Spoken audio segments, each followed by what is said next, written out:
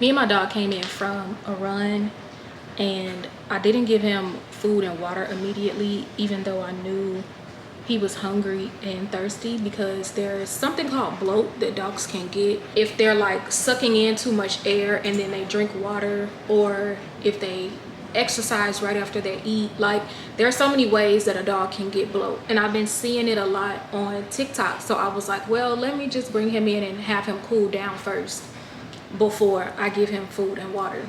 And he kept like looking at me because he knew that I knew that he was hungry. But what I'm trying to do is make sure that he doesn't die, essentially, right? So what if God is doing the same thing? What if he's making you wait and making me wait on the things that we want, because he knows how detrimental they can be if he gives them to us before due season?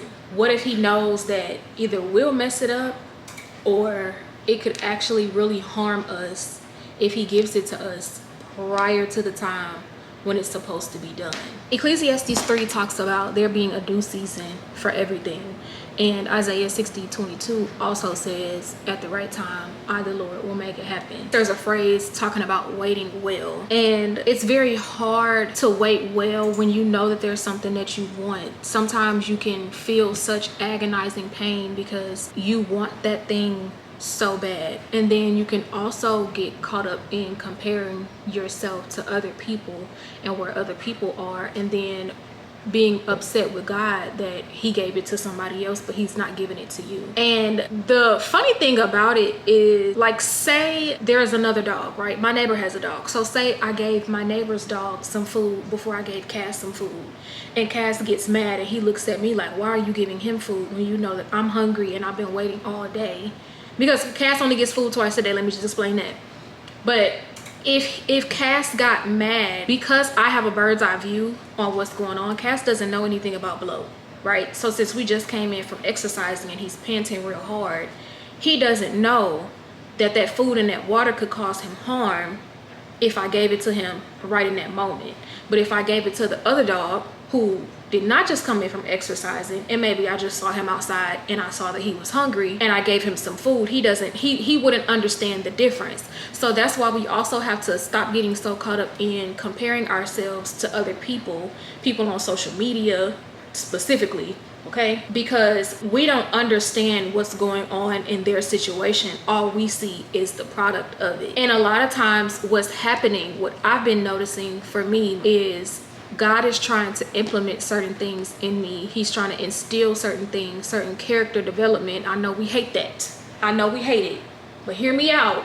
It's for our good. And I've learned to understand it, and not only understand it but embrace it as well. But there are certain things that he needs you to get, because if he gives it to you beforehand, you're probably gonna mess it up. So when I ended up feeding Cass, I gave him more than like the recommended amount, and I really gave him more than I usually even give him regardless, because I knew that he had waited so long. And so what if that's what God is gonna do for us? What if he's going to give us double for our trouble? What if he's going to give us more because not only did we wait, but we also embraced the waiting season and made sure that whatever it was that God was trying to give us, that we received it. If we don't wait well, right? If we throw temper tantrums, we're going to miss all of the things that God is wanting to give us. Today, I actually prayed. I noticed that my prayers are starting to shift. I'm not praying more so for certain things like a car, or, I mean, I have been praying for money, don't get me wrong on that one, but like a car or, you know, something tangible. But I actually prayed for consistency and discipline.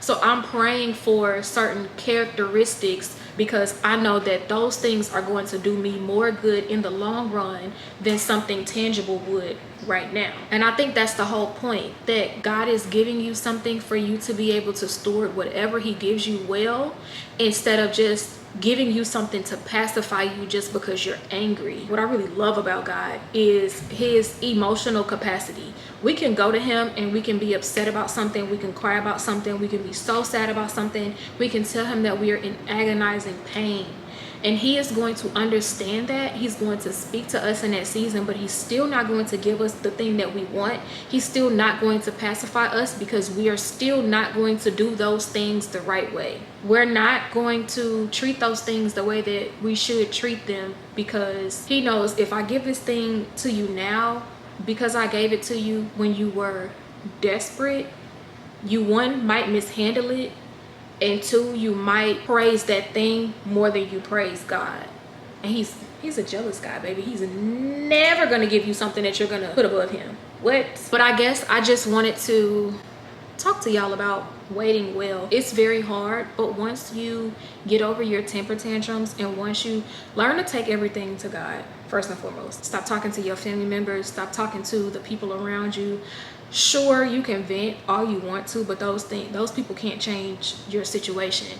When you talk to God, he's going to give you insights as to why he's having you wait. And even if he doesn't give you insights, you still might end up learning something from that and being able to accept that whatever it is that you need, there's a good reason for you waiting on it. But also just stay encouraged for real, like, and understand, really talk to God and try to understand why you're waiting on what you're waiting for. And he's gonna tell you. If you keep talking to him, get a journal or whatever. I have a journal now. I done probably put 4 or 5 entries on every single day. I don't care. If I want to talk to God, I'm gonna talk to that man. Okay, that's why he's there. But journal it out.